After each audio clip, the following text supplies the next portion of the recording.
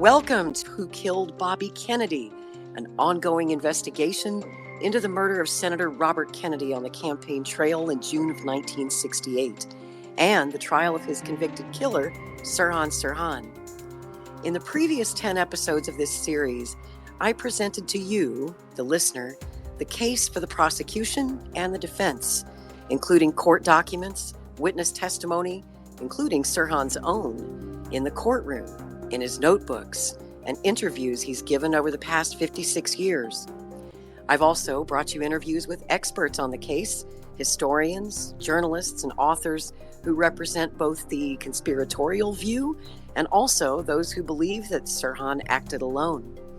Once you've finished this podcast series, you'll have all of the evidence you need to make up your own mind as to Sirhan's guilt or innocence, because you, the people, are the jury. On this episode, it's my pleasure to welcome back British author and historian Mel Ayton, whom I interviewed on episode 8 of this series, where we explored Sirhan's motive for the crime. And Mel is the author of The Forgotten Terrorist, Sirhan Sirhan and the Assassination of Robert Kennedy, originally published by Potomac Books in 2008. The updated 2019 edition features a foreword by Professor Alan Dershowitz. Mel also has a new book coming out later this year, which is the first ever real biography of RFK's convicted killer. It's titled The Making of an Assassin: Why Sirhan Sirhan Murdered Robert Kennedy. Mel Ayton makes the most compelling argument that I've ever heard for Sirhan's guilt and presents an airtight case for the prosecution. So as this series reaches its conclusion, I wanted to give Mel Ayton the closing argument. He says that Sirhan is right where he belongs, in prison for life. We are broadcasting this episode live on X Spaces so that Mel can take your questions towards the end. We're going to have a Q&A portion of the program and speak to the listeners all over the world. Mel is located in Durham, England, and joins us now. Welcome back, my friend. It's a pleasure to have you here again. How are you? It's good to be back, Laurie. Yes, hello. Well, maybe there's hope that minds can be changed with actual facts and evidence, and that's what started me on this journey. Mel, as you know, I used to believe that there was a conspiracy in the RFK murder case. I believed that for many years. Paul Schrade was a close personal friend of mine, and he convinced me. And as I said, there was nothing wrong in that, Laurie, because you have to question your history, you have to question your government. But when you take it to the nth degree, and when these things are being looked at and you have rationality and logic involved, yes, it's different. So, yeah, there's nothing wrong with that at all. Well, I think that as a journalist, and as a historian, it's Correct. my duty to report the truth and never to be wedded to one theory if I realize that I'm wrong. If I find better evidence and I realize I'm wrong. And that's how I started on this series like 7 months ago. The original idea for this series, Who Killed Bobby Kennedy, was just to examine Sirhan's 1969 trial, because we were coming up on the 55th anniversary. His trial ran for 4 months in the spring of 1969, from January through April. And I went back and I looked at files that I hadn't looked at in 35 years. I started on this journey back in 1988 when the LAPD files became public. And back then, I was convinced that Sirhan did it. Then a few years after that, I met Paul Schrade. And Paul Schrade was a very persuasive and persistent man, and he managed... Decent guy as well. Dan Mulder says that, a very decent guy. He was, rather. He's no longer with us, and I miss him, and he was a very good man. He convinced me. He convinced Robert F. Kennedy Jr., who also used to believe Sirhan was guilty until he met Paul Schrade and Lisa Pease, and sort of fell under the influence of Sirhan and his defense attorneys. And they changed his mind. Of course they would, because they're trying to get their client out of prison.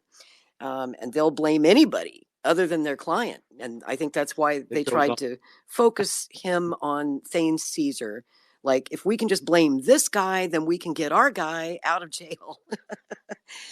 But speaking of the trial, I want to get back to the trial a little bit here and talk about there was disagreement between his defense lawyers.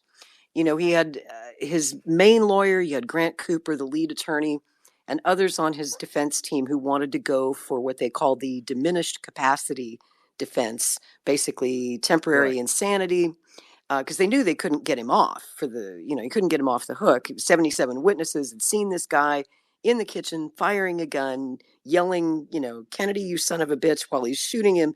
They knew they couldn't possibly get him off the murder rap. But one of his defense lawyers, because he also had some Arab lawyers who were on his team, and one of them, Abdin Jabara, who's a very prominent Arab civil rights attorney, he advised Sirhan not to make a plea deal because he wanted a public trial, believing that it would advance the Palestinian cause in the minds of the American public.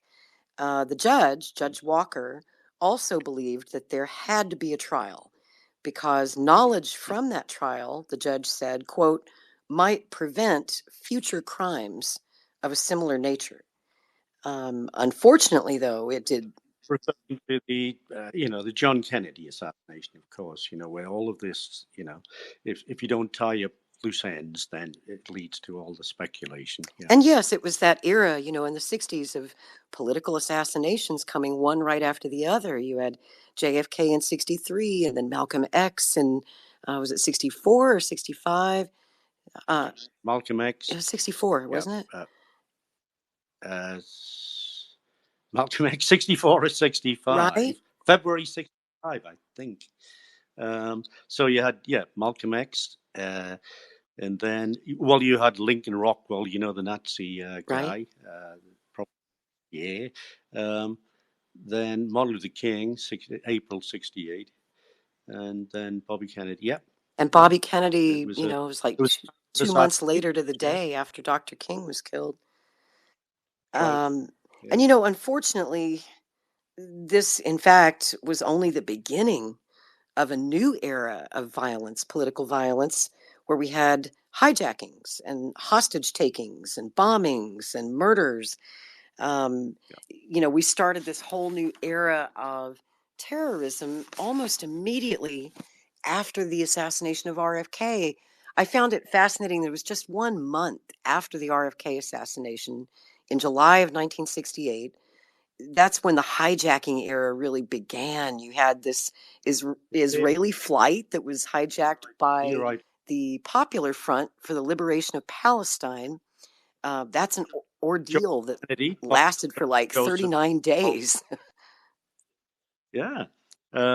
Joe Kennedy on a plane in the Middle East and hijacked. So, that Bobby's son. Mm-hmm. In fact, I'm just going to take our listeners who might not be familiar with this history. If you'll indulge me for a moment, I'm going to sort of walk you through some of these incidents and take you through the timeline so that you can really get a feel for it. There was that first hijacking in July of 1968, the Israeli flight. That lasted for 39 days. Those hostages were eventually released unharmed, thank goodness. Then came that spectacular September 1970 incident where that same terrorist group, the Popular Front for the Liberation of Palestine, also known as the PFLP, they hijacked. This is a lot like the precursor. I call it the blueprint for 9/11. They hijacked 4 passenger airliners. 3 of them were American flights headed for New York City. And they attempted to hijack a 5th plane, an Israeli airliner. But in that case, they did not succeed because a well-trained pilot and their crew, the pilot was a hero. He shot one of the hijackers. They took the others and subdued them, and they saved the lives of all the passengers and crew. It was reported at that time that the hijackers' ransom demands included the release of Sirhan Sirhan from prison. Now, the Sirhan's mother and some of his brothers held a press conference imploring the hijackers not to kill those innocent hostages in Sirhan's name. And indeed, the PFLP released the hostages unharmed. But They blew up those 4 empty aircraft on the runway in this big spectacular fireball to send a message to the world. And the message was, if you continue to support Israel, more of this will be coming your way. And this was not an empty threat. It was a promise. The following year, in 1971, Palestinian terrorists hijacked 2 passenger planes and threatened to fly them into nuclear power plants. Thank goodness that plot was foiled. A year after that was the horrific attack on the Olympic Games in Munich, where the PLO-associated group Black September took the Israeli team hostage, killed all 11 of them, plus a West German police officer who was attempting to rescue the hostages, and then 5 of the terrorists were killed in a shootout at the airport. And then a year after that, in 1972, a terrorist group called the Organization for Resisting Zionist Persecution, affiliated with the Popular Front for the Liberation of Palestine, hijacked a Lufthansa passenger jet bound from Greece because they knew that the son of Robert Kennedy would be on board that aircraft. That was RFK's eldest son, Joseph Kennedy, former congressman from Massachusetts. At the time, he was only 19 years old. He was taken hostage along with 172 passengers and 15 flight crew members. Those hijackers demanded $5 million ransom or said they would blow up the plane, killing all the souls on board. The plane was later diverted to Yemen, and Lufthansa, which was a company owned by the West German government, paid the ransom. They paid the $5 million, and all the hostages were released unharmed. But the Kennedy family's long nightmare still was not over. You know, I should point out that every time Palestinian terrorists hijacked an aircraft and took hostages, including RFK's son, every time they demanded Sirhan's release in exchange for hostages, they re-traumatized the Kennedy family over and over and over again. And this went on for years. And then in 1973, it happened yet again. In March of 1973, there was the Khartoum incident in Sudan, where the same group, Black September, burst into the embassy and took 10 hostages, including 3 American diplomats, and once again they demanded the release of Sirhan from prison. President Nixon said nope, he was not going to negotiate with terrorists, and this time they brutally tortured and murdered those hostages. Mel, I'd like for you to talk to me about why Sirhan is regarded as a hero, not just to Palestinians, but also to American communists and leftists such as the Weather Undergrounds, Bill Ayers and Bernardine Dorn.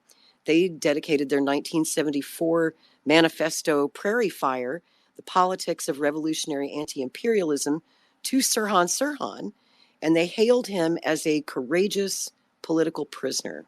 Can you talk about that a little bit? Well, you know, the the left tend to believe that political violence is an answer to injustices. I mean, we see that with guerrilla activities all around the world. The Castro Revolution, and you can go on and on and on. This is what the left's position is. But I think with this case, it's a lot more than that. It's the promulgation of anti-Semitism, and it seems to be really getting out of control at the moment, actually. But going back to, can we go back to 1968?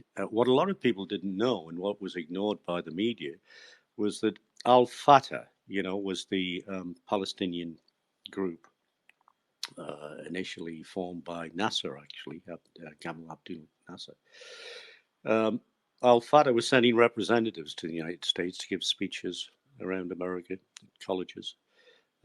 Sirhan was pretty much fascinated with that. One student, when he was at Pasadena College, which he flunked, he was only there for about a year and a half. But one of his fellow students said he actually went to Los Angeles to observe the Shah of Iran, who was there at the time. I think that was early. I'm sorry, I can't remember the date. So Why is this happening? Yes, because that's the position they take, and a lot of it has to do with anti-Semitism. Well, as a matter of fact, the PFLP, the Popular Front for the Liberation of Palestine, that group is still alive and active today. They are, That's right. directly involved in the protests that we're seeing right now on American college campuses against the war in Gaza. So they're still around. That's right. Well, also a lot of people sort of get confused. They think that, well, if you're against this or against it, it means that you're anti-Muslim. Well, it's not about being anti-Muslim, because the core of Sirhan's efforts was nationalism, not religion. In fact, he'd abandoned his Christian, and they always refer to him as a Christian, but he'd abandoned his Christian faith um, as a young man, a teenager, actually, when he was at college and all that. There are lots of people who make reference to the fact that he didn't believe in God. His last employer at the health store, John Widener, said that Sirhan used to rail about there's no God, and that he was an atheist. So why they keep doing this, I don't know. I mean, he now he carries a Bible and a Quran in his cell. I think he's hedging his bets there, but nothing to do with the religion. It was his nationalism. George Abash, of course, was the leader of the PFLP. He was a Christian, so you had a minority of Palestinians were Christians, still are, of course, in the West Bank. The majority Muslim. So for people to say that people are doing this because of their anti-Muslim um, feelings, well, it's just not true. And Sirhan's defenders over the years, this is another whopper they tell, particularly some well-meaning California leftists like my late friend Paul Schrade, the RFK campaign worker who was shot by Sirhan that night, Lynn Magnon, and Lisa Pease, who wrote the book A Lie Too Big to Fail. They've attempted to paint him as a model prisoner, just a mild-mannered sweetheart of a guy who's not any threat to society. They say that he's not violent and that he should be set free, but that's not really true. I mean, there have been many incidents. I reveal in my book, Laurie. Thank you for bringing it up. As I reveal in my book, there's plenty of instances of time in prison where he was, he showed a lot of anger and was involved in violence. Even at the parole boards, actually, his lawyers assigned model prisoner and all that. No, that simply isn't true. I mean, there have been incidents over the past 5.5 decades where Sirhan threatened to kill prison guards. He had to be sedated with tear gas.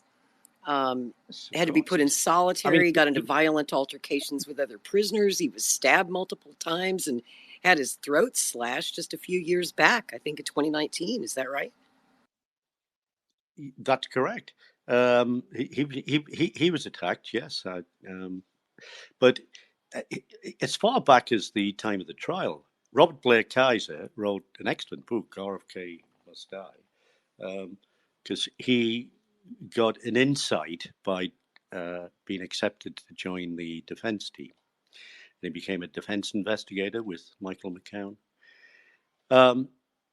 Robert Blair Kaiser upset Sirhan, so Sirhan sent him a letter. There's a copy on Dan Mulder's site. It's the Hey Punk letter, and threatened to kill Robert Blair Kaiser just like he did with Bobby Kennedy. He did. He threatened Kaiser's life. And, while we're talking about whoppers, over the years, Sirhan's story has changed as many times as you and I might change our socks. He confessed his guilt. He's taken a two-track approach. I mean, he's confessed his guilt to numerous journalists, including David Frost, Dan Mulder, and Paul Callan. Paul Callan had a particularly chilling experience with Sirhan in 1978. He wrote, and I'm just going to quote what he wrote here. Sirhan, quote, coiled his fingers, around an imaginary 22 caliber revolver and aimed it at my head.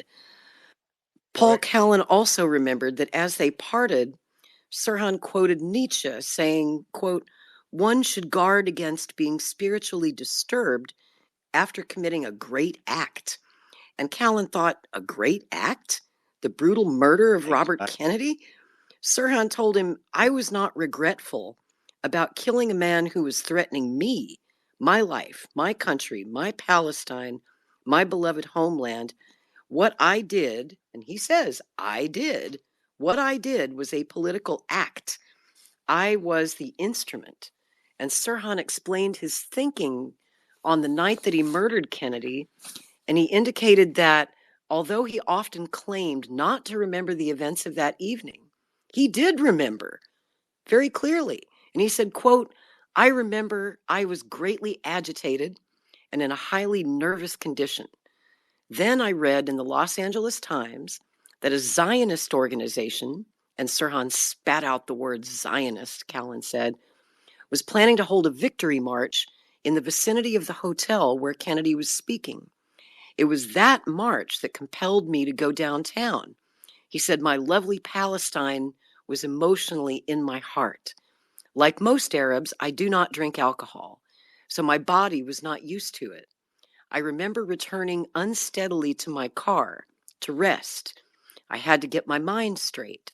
I also had to go and get the gun because I was afraid the Jews would steal it." And it's also interesting that Sirhan left his driver's license in the glove compartment of the car before he went in to shoot Kennedy, which speaks to premeditation. When he was arrested, he refused to give the officers his name, and he was referred to in the early press reports after the shooting as John Doe until the next day when the police found his car and his identification, and then they told us who he was, gave us his name. So tell me a little more, Mel, about Sirhan's amnesia and memory lapses. Do you think any of it is real, or is it all just a big lie? There's no doubt that he'd had at least 4 Tom Collinses by his own admission. So he had a bit of a drunken haze about him. But all his remarks, like you've just explained there, Laurie, go to the core of means, motive, and opportunity, as Dan Mulder, I think, called one of his articles, a subtitle of his book, I think. Means, motive, and opportunity. He's got to take away all of those. And you've just mentioned a few ways he did it. His defenders, too, keep on trying to take the motive away from Sirhan, which is why they use 1 or 2 examples to say, oh, Sirhan wasn't interested in politics. He wanted to be a jockey. He's interested in making money. And so they go on about that, but they just omit the volumes of information in which Sirhan was a virulent, anti-Semitic, Palestinian nationalistic fanatic. And it's all there. And I've dug up, like, with more research into that particular part of Sirhan's personality, which is a motive for his crime. A lot of your listeners will never have heard of how Al-Fatah, which was the precursor of the PLO and the terrorist group, how they were active in the United States in 1968, giving speeches and promoting their hatred of Jews. Incredible. We were talking earlier, speaking of... I'd like to say as well, Yeah, sorry, Laurie, I'd like to say that, people might say, because I'm saying this, oh, well, Mel Ayton must be Jewish, and indeed. Look, I'm a Catholic Christian, all right? So, I'm not, I'm not taking that side for that reason or anything like that. I am pro-Israel. Yes, of course I am. I believe that, that the Christian connection with the Jewish faith, and so fully supportive. But that doesn't mean to say I'm an apologist. I get that one all the time myself, Mel, especially since October 7th. Everyone seems to assume that I'm Jewish. I must get asked 50 times a day, "Are you a Jew?" Like, no, I'm Yeah. just an ordinary Christian. I'm definitely not Jewish. We were talking earlier about Sirhan's friend, MT Mehdi, an early activist for the Palestinian cause, and a longtime friend of Sirhan. Sirhan, And a pro-violent fermenter, actually, with his speeches in the United States at the time. you mean before the shooting? Yes. Oh, interesting. Sirhan once told Mehdi that he was obsessed with the matter of the Palestinian people's rights, the cause. And I'm going to read you a quote here. Sirhan told him, quote, "I don't think I'll ever settle or rest or have my inner feelings of peace as long as my own countrymen are being deprived." Those words chill me to my core now when I see the current war in Gaza, and I wonder how Sirhan is dealing with this current war in the Middle East. Of course, no one knows, or if they do know, no one is talking. Sirhan will be up for parole again next year in 2025. Do you believe, Mel, even at age 81, that Sirhan's release would further inflame the Arab world? And if he is deported back to Palestine, which I assume he will be because he's not a U.S. citizen, would he receive a hero's welcome there? Of course he would. Yes. I mean, there'd be days and weeks of celebrations. Who knows what that might spark off if Sirhan was released. Look, a long time ago, it was possible a long time ago that he could have had parole. He's had been badly advised, just like James L. Ray was actually. He's been badly advised by his lawyers and by his defenders. He's been badly advised because of the stories about being a hypnotized assassin working for the CIA and all of that. And he's just taking the wrong path, the wrong route. I mean, it's his own fault, really. But getting released, definitely not. Well, the Israelis wouldn't accept him to begin with. Um, how they're going to handle it, who knows? If he gets parole, but look. My position is this: I'm not against him being paroled if he, he just tells the truth, which he should have done from the beginning instead of holding on to these this mumbo jumbo nonsensical conspiracy tales. What I wouldn't. I agree with the Israelis. You shouldn't go back to settle in the West Bank. But about him staying in California, I don't know. That's up to the Californian government. But he'd have to have some, it'd have to be some control. We don't want him writing books and making money out of his lies. That's for sure. And judges can do that, as you know. Courts can say, you can't benefit from your crime. He has said many times through the years that he wants to get out of the United States. He hates this place. When he gets parole, he wants to go back to Palestine because he does expect to get a hero's welcome there and probably would Yeah. find lots of But riches there. yeah, he changes tack though with his stories. I mean, he's forever changing his stories, as you can see from all of the parole files that are on record now, and you can see how he wants to, well, appealing for sympathy, which I suppose all parolees do. He wants to go back to his house in Pasadena to look after his ailing brother. So, that's one of his reasons for wanting release. Right. I know his brother But wants him home with him and needs him because he's, I guess, mostly blind now, getting on in years. yeah,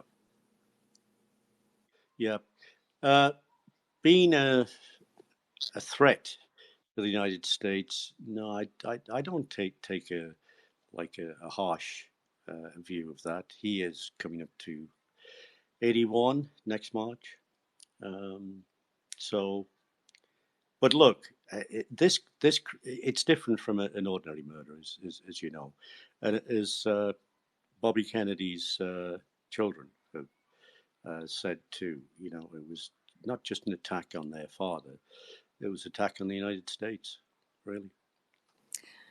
Well, and also, we have seen how this family's been re-traumatized over and over the past 56 years by Palestinian terrorist groups who were inspired by Sirhan's quote heroic act. And in fact, they literally took one of Bobby's sons as a hostage during a hijacking incident. He's lucky he lived through this whole thing. And speaking of Bobby's sons, I expressed to you in our previous interview my concerns over Robert F. Kennedy Jr.'s safety, as he is now out on the campaign trail running for president, just like his dad, in full throated support of Israel without Secret Service protection. And this has brought about many death threats from pro Hamas fanatics who wish him harm. It's an I think it's it's an extremely dangerous environment for him to be out campaigning in, given this history. Am I wrong? Do you think that Kennedy's in danger? Of course. It really is. It's shameful of President Biden. It's in their power to do this. He's an obvious target. Even though he's an independent candidate, he's still an obvious target. They've done it before. They did it for Ted Kennedy. They did it for Barack Obama. So, it can be done, and it should be done. I hope it will be done as early as next week. The way the law is written, technically and legally, the presidential candidates are entitled to Secret Service protection 120 days out from the election. And that deadline's coming right up. It would be July the 7th. So on that date, Bobby would be legally and officially eligible for that Secret Service protection. One of the stipulations is, the polling. Bobby Kennedy is doing well in the polls. I wanted to ask you about that because you've actually written books about the Secret Service and protection of presidents and presidential candidates. So you're kind of expert on that. Any thoughts on, what if they actually denied him, even if he's within that 120-day window? Do you think they'll find some other reason to deny him Secret Service protection?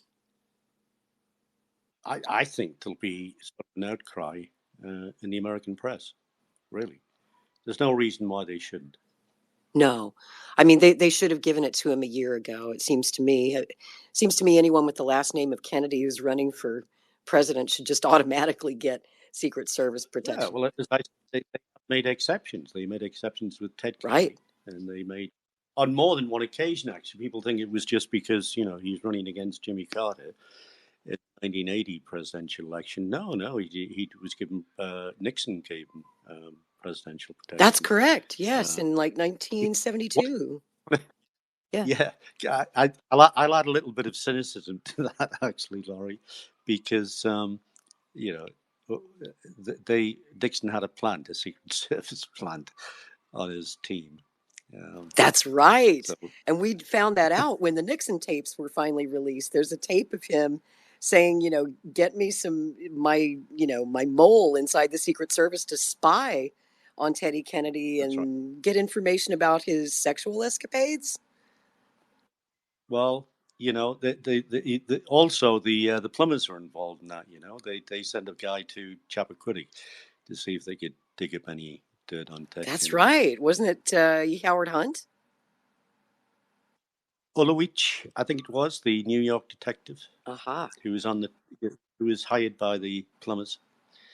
But yeah, it was Hunt who's, obviously the main guy with Charles Colson. Yeah. So, yeah. Well, yeah. But getting back to Bobby Kennedy, well, of course, I think most Americans would say, look, isn't this reasonable? A reasonable request, of course. And I know that you, of course, disagree with Bobby's conclusions on or his revised conclusions on the murder of his dad. He went for more than 50 years of his life believing that Sirhan was guilty as sin. Then he, fell under the influence of Paul Schrade, of Lisa Pease, of Sirhan's defense lawyers, and Sirhan himself, whom he visited in prison in 2017. And of course, Bobby Kennedy Jr. later advocated for Sirhan's parole, which, honestly seems kind of crazy to me and probably to you too. Look, I'm not anti-Bobby Kennedy, of course not. In fact, as a student, I was a big supporter of his father. Real big supporter, actually. I wanted to see Bobby Kennedy president. Even though I'm British, obviously I still had an interest, a passion in American history at that time. So, yeah, he's an intelligent guy. I mean, I loved his book Framed, his book defending his cousin. He's an excellent writer. He's an intelligent guy, and but clearly we differ when it comes to these conclusions about his father's death. Right. And, we can, even smart people like Bobby and me, we can be hoodwinked.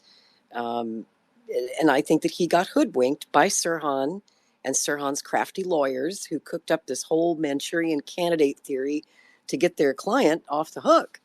Unfortunately, Bobby fell for it. And here's why I think he did. And I want to see if you agree with me. I think that there are two sides to Sirhan Sirhan. He can, at times, by all accounts, be very polite, very rational, very soft-spoken, obviously very intelligent, and even kind, according to many people who've known him. The only time that he flies into a rage is whenever the Israel-Palestine subject comes up. And then he just explodes. Laurie. Yep. Absolutely correct. And I have a sense that when Bobby Kennedy Jr. met him in prison, Sirhan was on his best behavior. And the topic of Israel probably didn't even come up in that conversation. Supposedly they met for 3 hours, so they had a good long talk. If it had come up, I think that Bobby would have seen a completely different side of Sirhan Sirhan. I would have seen his course. The guy who really got into Sirhan's mind with his interviews, 3 interviews, was Dan Muldoon. Mm-hmm. He saw right through him. And he saw how he still was, very manipulative. And, every time that Dan brought up, means, motive, and opportunity, he would have an alternative answer. Yeah. And, Dan, of course, Dan wasn't really focused on the Israel-Palestine angle, the political motives that Sirhan had. Dan's more of a true crime writer. He was trying to nail him on motive, means, and opportunity, which he did. Exactly. Yeah. And when it came to the motive, of course, I mean, that's obviously where I came in, and really most of my work was about looking at the conspiracy theories and getting to the core of Sirhan's motive. Which is everything, in my opinion, in this case. And it's amazing to me that, in 56 years, most of the authors and historians who've tackled this case, including me, I'm as guilty of it as everybody else until recently, totally overlooked the most important part of the story, which is motive. And so I wonder, Mel, if Bobby Kennedy Jr. were to visit Sirhan again in prison today, right now, while a war rages in the Middle East, while Bobby himself is running for president, like his father, and were to ask him one question: how do you feel about the war in Gaza? Do you think that Sirhan would be able to contain his rage? And would this cause RFK Jr. to change his mind about Sirhan Sirhan not being a threat to society, and in fact, Sirhan being a threat to himself, Bobby's wife, his kids, and the rest of the Kennedy family? No, because I think Sirhan is far too cunning, uh, to make that mistake. Um, the way his mind is, as you said, he's intelligent. He used to have a big chip on his shoulder when he was a young man, before the assassination, and because he believed. I mean, he flunked out of Pasadena College, but he really had this. I guess it's a kind of narcissistic type of way of thinking, that he believed he was more intelligent than anyone else. Um, was he? Well, not really, but he certainly had cunning intelligence, you know, uh, yeah, for sure. I wonder.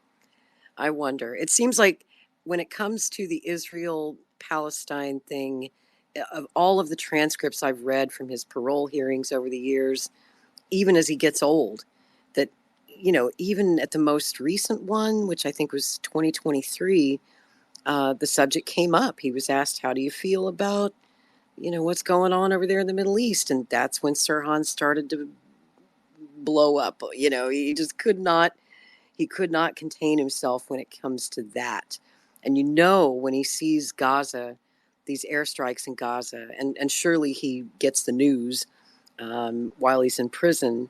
I don't know if he has internet access or how he gets his news, but he's seen pictures of what Gaza looks like right now, and how it's just been flattened. I can only imagine how that must make Sirhan feel. It must bring out all that rage. He said this a few times. Words to the effect, I can't remember the exact phrase, but he says, one time when he had an outburst, he said, I'm not psycho unless it comes to the Middle East. So there you go, from his own. He told the truth that time. Yeah, yeah. Occasionally the Yeah, truth slips out. yeah, yeah. But it's a fascinating story about how he's gone through the last 50 years, bobbing and weaving. You know, his defenders, allowing his defenders to help him, and changing his story, and thinking about the parole board. Oh my God, I've got to show some remorse. And how do I do that while saying I'm still innocent? It's a fascinating story. It Um, is. And it's fascinating when I look at the transcripts from his parole hearings. And I guess they no longer do video of those, but there are some, they used to record those few clips. hearings. They let news organizations in now and again, just to film some of these hearings, recently, over the last 10 years or so. Um, yes, it's fascinating to uh, I, his. I remember seeing one clip, and it was William Pepper, defending him, and I thought, my God, you're just going to keep this guy in prison, because he just, all of these made up stories about hypnotized assassin and things of that nature. Look, he hypnotized himself. He was a member of the Rosicrucians, which were into, hypnosis, self help. And he was doing all of that. And to say it was a CIA agent, I mean, it's just made up stories, really. I think the majority of American people are more rational, more intelligent than that to be taken in. But as we talked about before, Laurie, it really is a money making business. It certainly is. It certainly is. And, before we wrap up, I do want to address the MK Ultra theory that he was somehow mind controlled. And I tend to agree with you that Sirhan was skilled at self hypnosis. He said himself that he used to hypnotize himself in the mirror shortly before the assassination. I think by candlelight, and he would stare at his own face in the mirror while he's thinking about Robert Kennedy and how angry he was. at Robert Kennedy, and he would see Robert Kennedy's face staring back at him in the mirror and things of that nature. So I think nice dramatic, but it's from Sirhan's mouth. yeah, he said that himself. But look, the whole sort of hypnotized CIA assassin story is there in the book, The Forgotten Terrorist. I'll try to be brief to explain to your listeners how it came about. The Americans only start to look into this, the MK Ultra, because the Russians were doing it. The KGB was doing it, GRU, and what happened was that the Russians never came out with a hypnotized assassin. The Americans tried, they didn't. And I'm being very brief here because it's a very complex story. Did you know that the Israelis tried? They did. They did. I think it was in 1968. It was indeed, and they wanted to kill Yasser Arafat. That's right. So they hired a Palestinian, sent him across to Amman, across the border to Jordan. And when he got there, he told Arafat exactly what the Israelis had been doing. So, total failure, and they didn't try it again. That's in an excellent book, Ron Bergman's Rise and Kill First. An excellent book. That story, Ron Bergman, an expert on the IDF and the Israeli intelligence services. Brilliant book. So I recommend that one, Rise and Kill First. And that story is in there about how they tried to get a hypnotized assassin to bomb off Arafat. So there you go. It's fascinating stuff. It really is. And face it, if Mossad couldn't do it, the CIA as well. They admitted.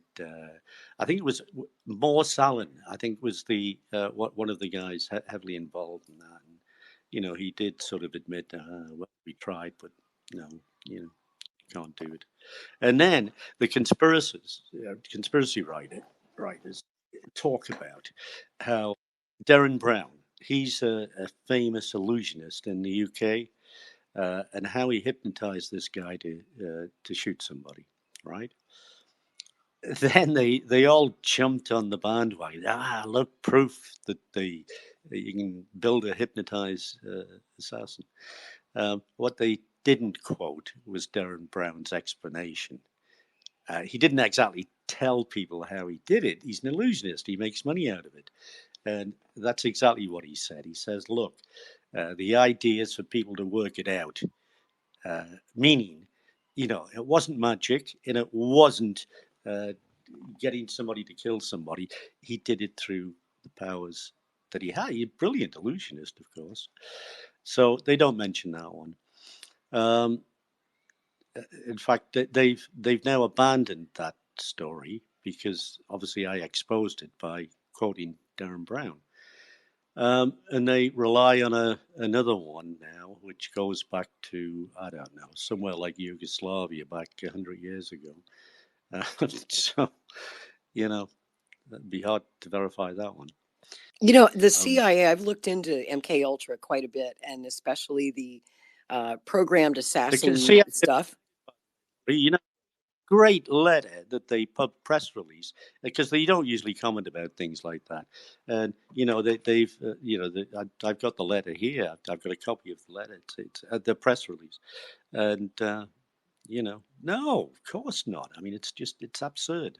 Anyway, sorry for interrupting, Laurie. That's okay. I was just going to bring up William Jennings Bryan, who was one of their CIA shrinks, psychiatrists, brainwashers who. He was quite a character, this guy.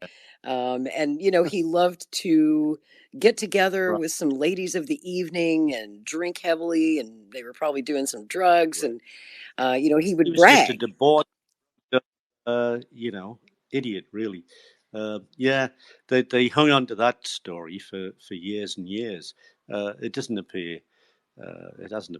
Not that I can say. I've read all the conspiracy books about the Robert Kennedy assassination. It doesn't seem to have Well, they spend a lot of Great, time on that guy, great. William Jennings Bryan, and they say, they love to Hey, tell the story of how one night he was with some ladies of yeah, the evening and bragged that he was the one who programmed Sirhan Sirhan to kill Robert Kennedy. He also claimed to have programmed, what's his name, Albert DeSalvo, the Boston Strangler.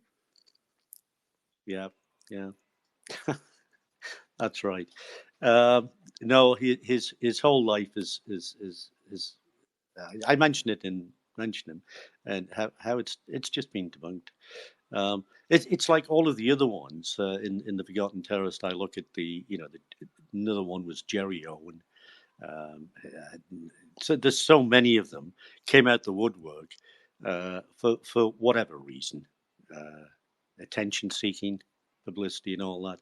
So many made up stories. Uh, there was one, a recent book. That's right, an incredible story about how these two, Brad Johnson and Tim Tate, in their book, in 2018 book, they they thought they'd found the polka dot woman, right? And how her relatives have said that she used to get this dress out the attic every now and again and look at it and cry or whatever. Um, it's just, she was obviously a psychiatric patient as well. So they just, they grab at anything to, you know, just build intrigue and drama. And there's no real evidence. There's no evidence at all, actually. Uh, so each one they bring up, it's like whack-a-mole, plain whack-a-mole. Each one that you know, they find out that one of their theories is debunked, they'll choose another one, and then another one when that's debunked. It keeps going on and on. It never But ends. It never it's ends. never because there's money to be made. Right. Yeah, Well, Mel, yeah. I started on this journey of producing this podcast series back in January. So it's been going on 7 months now. This is our 11th episode. And I feel like after 35 years of researching this case and changing my mind twice, um, and changing it back to my original belief that Sirhan was guilty. And I feel now that after taking a deep dive through all of the evidence, at least all the publicly available evidence, that's everything. I think everything is public now. As far as I know, they're not withholding any files. As far as you know, are they still withholding any files in the RFK case? We know the government's withholding some JFK files, but all of the RFK files are public now. Is that right? Yes, I thought so. yes. Yeah, easily accessible. Um, but when my when look when the next book comes, when the making of an assassin is published late this year, early next year, I'm confident that most people, when they take the whole story together, and I do advise that people read Dan Mulder's book really, because that's really solving the case itself in terms of the shooting. Um, so if they read Dan Mulder's book, The Forgotten Terrorist, perhaps, but if they, I think the clincher, I'm confident the clincher will be if they read The Making of an Assassin, because really that's going to the heart of the motive, showing how Sirhan has lied, lie after lie, and that the real truth is in the people who knew him, the people who knew him well, including members of his family who've told stories about Sirhan's reaction to certain events, especially in the Middle East. Friends, I've uncovered transcripts of interviews by the LAPD, Special Unit Senator detectives, which just reveal more. So I'm confident that this should settle the case, taken together with Dan Mulder's excellent work, of course. Your listeners must examine Dan's book, I think that's probably one of the reasons as well. I think a lot of journalists and people who believe in conspiracy just haven't just haven't read Dan's book. Yes, and this is he's the last interview I'd like to get in this series, because his book is so important, because he's the only one who really knew Thane Eugene Caesar, who had Caesar's power of attorney. And I feel like Dan would complete the series. That would be the last episode. This may be the last Right. episode if Dan says no. When I, Oh, sorry, Laurie. Can I just add oh, one more sure, thing of course. before I forget? And you just reminded me when you mentioned Gene Caesar. One of the the what conspiracists use is the fact that Gene Caesar definitely did have a 2.2 pistol, right? Not on him that night. His gun was checked, and no, he didn't.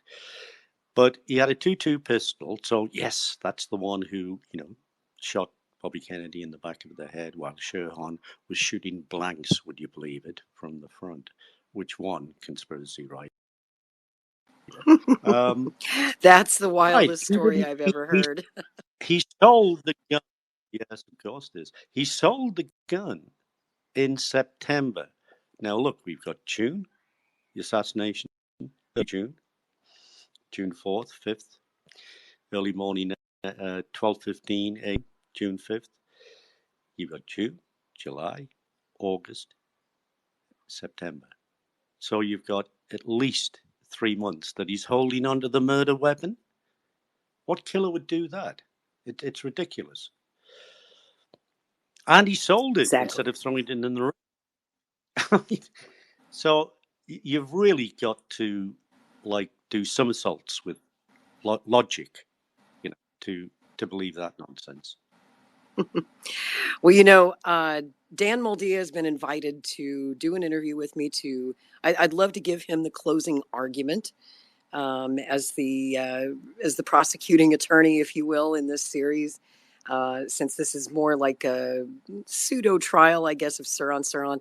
In this series, I have really tried to be completely fair, and I've interviewed, historians and experts and authors from both sides. I've talked to Lisa Pease, who wrote the book A Lie Too Big to Fail. I've spoken to James D'Eugenio, who co-authored the book The Assassinations. They both argue that Sirhan could not have killed Senator Kennedy, and I've given them both, at least 2 or 3 hours apiece to make their argument as well. And I've tried to balance this out so that we hear from both sides, for the prosecution and the defense, and let the listeners decide, because you, the people, are the jury in this case, as I so often say. Bobby Kennedy is trying to do the same thing that Paul Schrade wanted all those years, and that's to get a new investigation, to reinvestigate the evidence that we have using 21st century technology. I'm all for it. If we can get something new, maybe we'll learn something new from it. Maybe the case is too cold after all these years. What do you think, Mel? Well, first of all, I'd like to mention, you mentioned Lisa Pease's book. If your listeners are interested, they can easily read a review of her book that I wrote for Max Holland's Washington Decoded. All they've got to do is Google that name. And really, your listeners can make their own mind up about the things that she's coming out with, which I disapprove. I've read that piece, and it was actually an excellent debunking of her book. My major beef with Lisa Pease's research, of course, I completely discount the blanks theory. I don't know how the heck she came up with that one, but my main beef with her work. I do.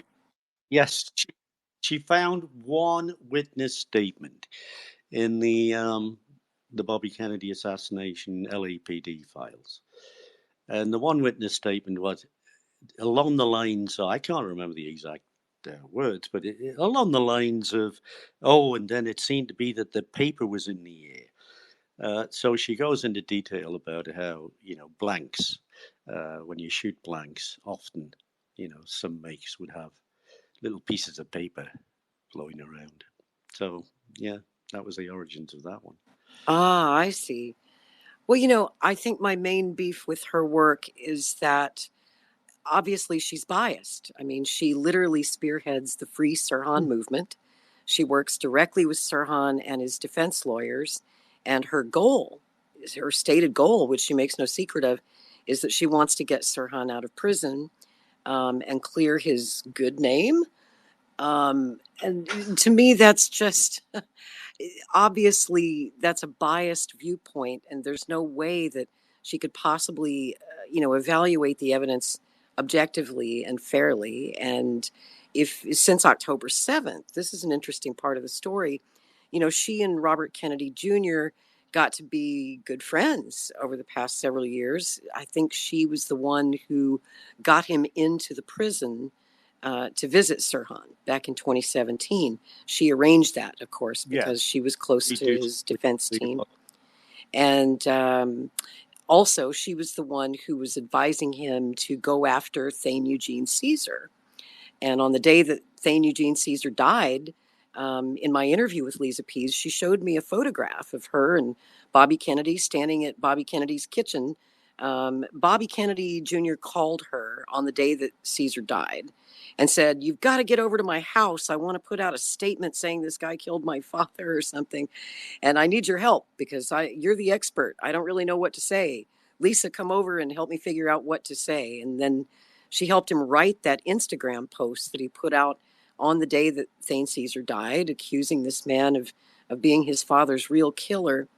And since the war in Gaza started on October 7th, Lisa Pease terminated her friendship with Robert F. Kennedy Jr. They had a pretty nasty parting of the ways because he is so pro-Israel, because she is vehemently pro-Palestine. If you go read her Twitter feed, you'll see that she is staunchly anti-Zionist and very pro-Palestine. So again, her politics interferes with her work. And as a journalist who believes in fairness and objectivity, and as a historian who believes in, evaluating the facts dispassionately, I find that to be problematic. Well, she was a real expert. She was a real expert at disinformation, that's for sure. And yet, to this day, I just recently saw an interview with Bobby Kennedy where he was out there recommending her book and saying it's the best book ever written about his father's murder. And I was sitting there thinking, she hates you, right? It's very hard to... It looked... Goodness me. I mean, it's to me, it's QAnon type idiocy that's rampant in the United States today. Terrible. But I'm still confident that the vast majority of Americans, goodness me, there's 330 million of you, are just great people, great intelligent. I've always loved America. Great people, intelligent people, the vast majority. But of course, you've got groups of idiots in all countries, haven't you? It's so true. Well, I hope next time you're here in the United States or next time I make it over to the UK that we can finally meet face to face, because I really had it's such a pleasure meeting you. Well, we'll keep virtually. in touch. Most definitely. And before we go, I'd like to recommend everyone pick up his book, The Forgotten Terrorist, Sirhan Sirhan and the Assassination of Robert Kennedy. It's a great read. And you were kind enough to share with me an advance copy of your manuscript for your new book on Sirhan. And I have to tell you, in all honesty, Mel, this new book is so much better than The Forgotten Terrorist. I really, really love this new book, and I can't wait for everyone else to read it. I think if anyone could convince the sensible people out there in America and around the world that Sirhan Sirhan is right where he belongs, he's in prison for life and that's where he should stay, and that he's a guilty man, I think that you've made the ultimate case. No disrespect intended to Dan Maldia, but I think that the motive is everything in this case. And it's the big mistake that every researcher over the last 56 years, except you, has made, including me. I overlooked it stupidly. And it wasn't until, honestly, the war in Gaza and what happened after October 7th and this rise in pro Hamas sentiment, the uh, anti Zionism, the anti Semitism in the air, it all just kind of clicked for me at the same time that I was going through the Sirhan files and producing this series.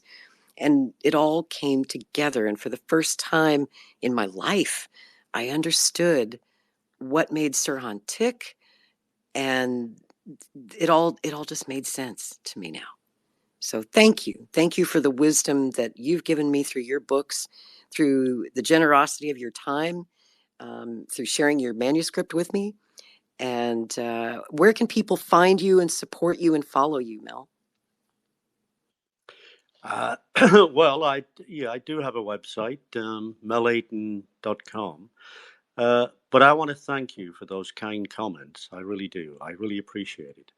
And I want to tell you listeners too that, when I came across your series on the assassination, I thought my first thoughts were what a breath of fresh air to common sense and media intelligence in the United States. And so I thank you for that.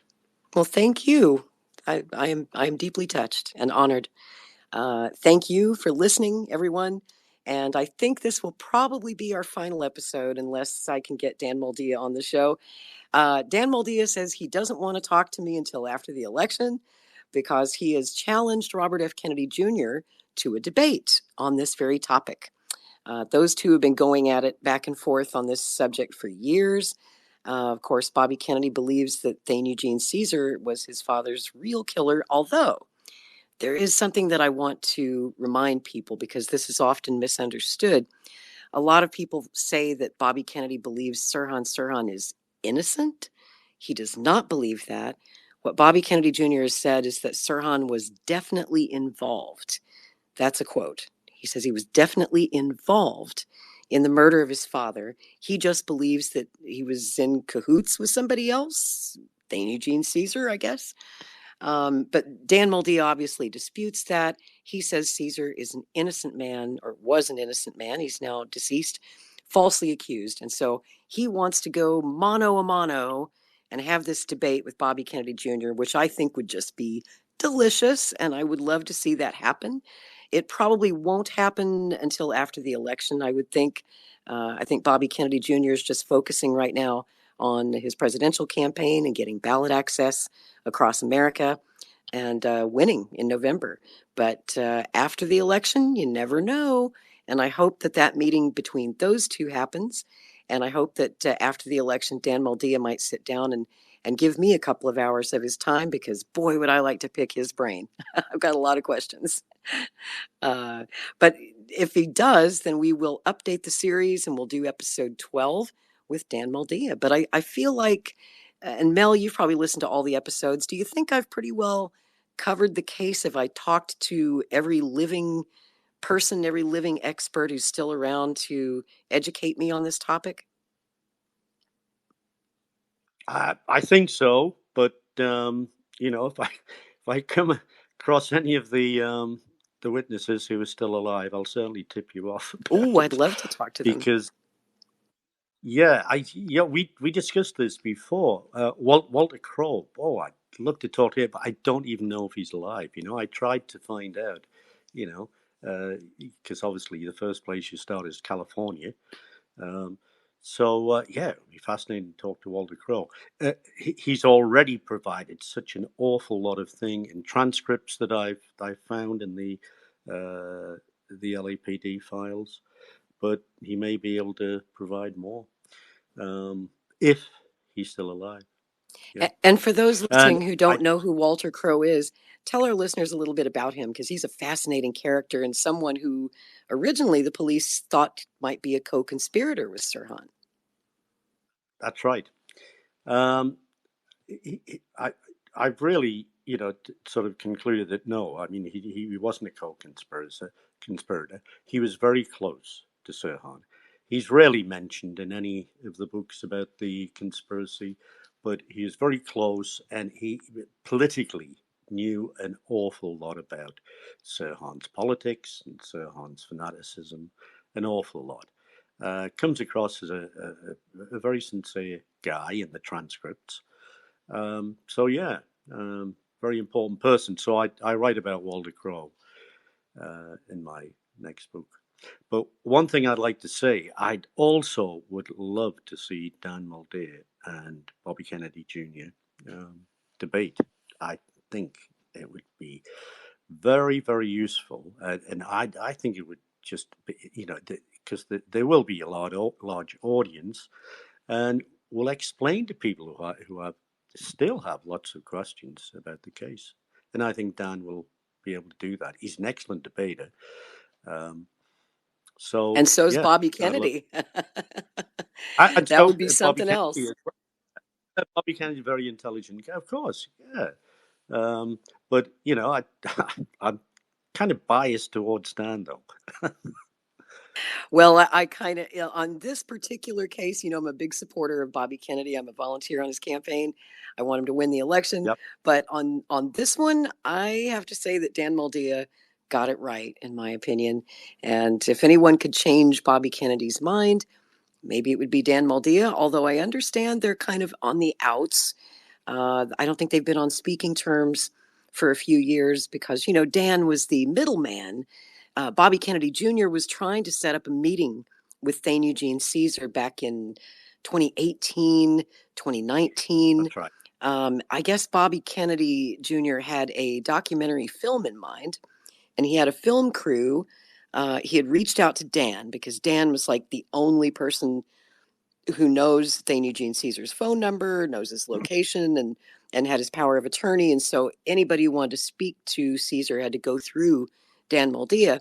Bobby reached out to Dan Mulder, and they started negotiations for this proposed documentary film.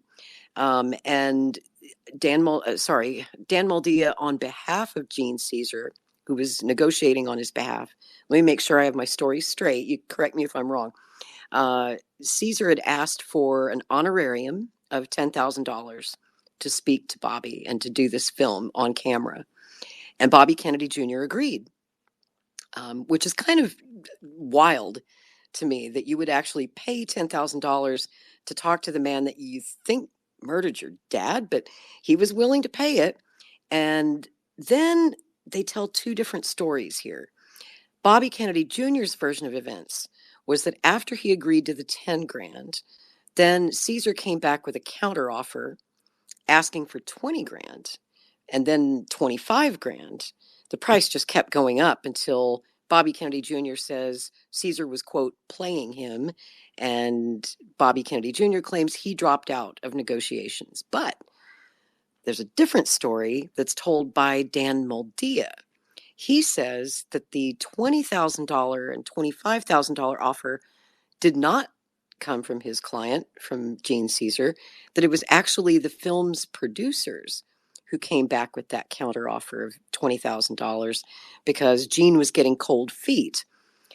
Gene and Dan Mulder felt that they were being lured into a trap, that Bobby Kennedy Jr. and his film crew were going to come down there to the Philippines and literally have him arrested and maybe extradite him back to the United States and put Gene Caesar on trial for murder, which was not an unreasonable concern, really. If I were Gene Caesar, I'd be pretty nervous about that, too. He knew that Bobby Kennedy Jr. is obviously a great lawyer, not a prosecutor, but he certainly knows a lot of prosecutors. So I don't know if it was a trap or not. But at that point, Gene Caesar and Dan Mulder turned down this offer. They said, we don't want any part of this. We don't think you're going to treat Gene Caesar fairly. We think this is a trap. And that's when the film crew, the producers of that documentary, came back to Gene Caesar with a sweeter offer, and that they offered the $20,000 to try and change his mind. But it didn't work. Gene Caesar and Dan Mulder ultimately said no, and that's where the negotiations ended. I don't think that Dan Mulder and Bobby Kennedy have spoken to each other since then. And then, of course, as we know, Gene Caesar passed away in 2019. So unfortunately, that meeting will never come to be. And the closest that Bobby Kennedy Jr. will ever get to Thane Eugene Caesar is to speak to Dan Moldea. That's right. And as you know, it's that story is pretty complex. I don't want to do it injustice by sort of mangling it myself because it was Dan who's obviously the expert in that area. What I can suggest to your listeners is that Dan has put the whole story. You've just repeated quite a lot of it there, Laurie. He's put the whole story out on mobology. Dan Moldea mobology. It's a kind of look. I'm not sort of clued in with social media and all of that. I think that's his Substack. But, that's Dan Moldea's Substack. Substack. Okay. Mm-hmm. So he's put that story in. So any of your listeners can search that to read it, to read about that story. Yeah. And I'll put a link to that article underneath this post so that people who are curious can go look it up. It's a whale of a story. Wow. Yeah, it is. It really is. Very complex. But no, I look, Dan Moldea and Bobby Kennedy Jr. debating. Wow, I think that would be. I think it would attract an awful lot of viewers for that one. I wonder if we'd get 5.5 million like we did on the presidential debate, the real debate that we did the other night. That was brilliant. Yeah, it really was. I mean, yeah, astounding. I just watched the the Trump Biden debate because I recorded it and then watched it the next day. What did you think? I'm curious. Look, I've recorded and watched all of the debates ever since the recorders came out back in the 70s. So I've watched all of the president, and I started my first presidential debate. I watched actually was my first presidential election that I watched. From day to day and week to week was the 1968 presidential election. But when the debates came out, there wasn't a debate for the 68 election. I don't think Nixon refused to do it. So the next debate would be Gerald Ford and Jimmy Carter, I think, with 76. That's correct. And so since then, I've recorded them and watched them the next day. And rather than listen to the media, make my own mind up. Well, I didn't have a chance to do that with Trump and Biden.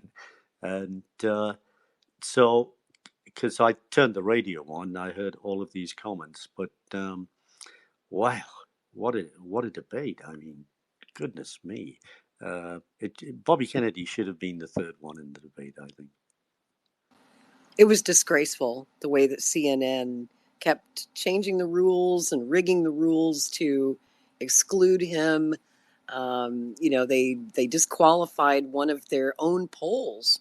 They wanted him to have 15%, a certain number of polls, and the Monmouth University poll was one of the polls they listed as acceptable, and he was polling at like 17 or 18% in that one, clearly qualified. And then they said, we're not going to accept that poll, and said that he had to be on enough ballots to get him 270 electoral votes, which is impossible this early in the campaign season, especially for an independent candidate, because it takes time. He's submitted enough ballot access petitions in many states to qualify easily for 270 electoral votes, but it takes time for the states to verify all the signatures and to actually certify that he's on the ballot, which is a process that usually doesn't complete until August. So that, in the past, always, this is the first time in history that we've ever had presidential debates in June. Historically, we always had them in September and October. That's right. And we did that for a reason, because it was after the two big party conventions in July and August. And we had to give the parties time to choose their nominee. So even Trump and Biden didn't technically qualify for, 270 electoral votes because they're not legally the nominees of their party yet. It was just insane. That's correct. That's a good argument. Yeah, of course. So did you get to see the real debate, the sort of alternate debate that Bobby Kennedy did, where he responded to the questions in real time with a 2-minute limit? Did you get to see that? I have been very busy this last week. Okay. Sorry to say I haven't watched it yet, but of course I've got it I got it clicked for one of my favorites to watch. Yeah. And you can watch it right here on X. You just go to at Robert F. Kennedy Jr. or Robert Kennedy Jr. is his handle, and it's right there on his page. Last time I looked, it had something like 12 million views. While it was live, we had topped out at 5.5 million views, which is pretty amazing. It is amazing. It yes. is. Third party. So he's doing something historic here. Whether or not he can win in November remains to be seen. A lot can happen in the next 4.5 months. And my biggest question is, will Biden make it to the finish line? Well, big question. I wouldn't want to venture, sort of I'm no political prophet, so I wouldn't want to venture what would happen. But let's see. Well, it's all pretty exciting. And I hope that Robert F. Kennedy Jr.'s presidential run has a happier ending than his father's did. And the happiest ending of all that I could think of would to see him take the oath of office next January. And people say it can't be done, but I say never say never. So well, with that being said, Mel, I want to thank you so much for your time. I really appreciate you for doing this second interview with me, and I hope that we'll do many more in the future. And when your book comes out, I certainly want to talk to you again at that time for sure. Great. Okay. Well, thanks very much, Laurie. And well, let's keep watching the election. And yeah, it's still going to be a fascinating election. They're always exciting, the American ones. I can only imagine what it's like being a Brit watching our crazy American politics. Well, we are also in the middle of an election here. In fact, the ballots are on Thursday. So, yeah, we've also probably got a lot of disillusioned voters in this country, too. Well, British politics is pretty crazy, too. I always enjoy watching your House of Commons debates. Those are the best. Yes. Yeah. I mean, I've been to the Senate, as you know, and the House of Representatives a few times, and yeah, it's not like that, is it? I think you Americans are more civilized with your. Are we?